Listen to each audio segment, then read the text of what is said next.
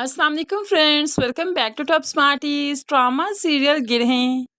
ज़ारा जिसे सुरैया बेगम के सभी राज मालूम पड़ चुके, इसीलिए तो सुरैया बेगम अब ज़ारा का पीछा ही नहीं छोड़ेगी। उसकी शर्ट रख ली और फिर उस पर अमल भी किया, जिसकी वजह से ज़ारा तो अब जैसे पागल ही हो जाएगी, खुद पर काबू ही नहीं रहता। ऐसे ही बैठे बैठे डर जाती है, सोए सोए डर जाती है। तो माँ बाप काफ़ी परेशान हो गए। परेशानी के आलम में मौलवी साहब के पास ले आते हैं। मौलवी साहब ने ज़ारा की जब ये कंडीशन देखी तो एकदम से खौफज़दा हो गए, क्योंकि मौलवी साहब अब ज़ारा का इलाज नहीं कर पाएंगे। सुरैया बेगम ने बहुत बुरी तरह से ज़ारा को झिंझोड़ कर रख दिया। इसीलिए तो मौलवी साहब साफ साफ कह देते हैं, इसे किसी और के पास ले जाइए, इसका इलाज मेरे पास नहीं है। माँ बाप और भी परेशान हैं, लेकिन ज़ारा की हालत नहीं संभल रही। दूसरी तरफ निम्रा के लिए भी काफ़ी मुश्किलात हैं। वो ऑफिस तो चली गई, लेकिन घर में राशिद काफ़ी परेशान है, गुस्सा है। वो ऑफिस क्यों चली गई जब मैंने उसे मना किया था? लेकिन सुरैया बेगम बात को संभाल लेती है, लालची है, पैसा चाहिए, इसलिए कहने लगी क्यों ना जाती, घर में पैसे खत्म हो गए तो कहाँ से आते, तुम कमाते हो क्या? ऐसे में उसे जाना ही था, इसलिए वो आएगी तो उससे लड़ने की ज़रूरत नहीं। अब राशिद तो समझ ही जाता है, लेकिन यहाँ पर ऑफिस में निम्रा के लिए सर्वाइव करना अब आसान नहीं, क्योंकि मिनल जिसकी शादी अब वजाहत से हो रही है और शर्त यही है कि निम्रा को ऑफिस से निकाल दो।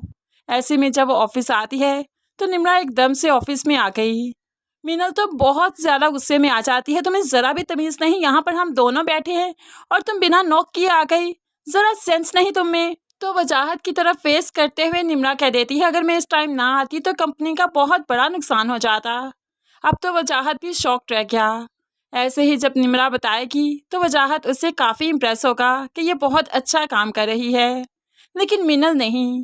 जैसे ही निम्रा अपने ऑफिस में आकर बैठती है तो मिनल उसके पीछे आ जाती है, तुम हमारी जान क्यों नहीं छोड़ देती, तुम्हें इस ऑफिस से जाना होगा। मैंने वजाहत के सामने ये शर्त रखी है कि तुम्हें यहाँ से निकालेगा तो मैं उससे शादी करूँगी। निम्रा तो परेशान हो गई, क्योंकि उसे जॉब की ज़रूरत है और यहाँ पर उसका रहना मुश्किल हो गया। वजाहत की माँ ने भी तो निम्रा को कॉल कर दी, क्या तुम चाहती हो कि वजाहत अपनी ज़िंदगी में आगे ना बढ़े? तुम तो बढ़ चुकी हो, उसके कदम क्यों रोक रखे हैं? तो यहाँ पर निम्रा कहने लगी, मैंने उनसे कुछ नहीं कहा, ऐसा हमारा कोई रिश्ता नहीं, सिर्फ वो बॉस है, मैं एम्प्लॉय।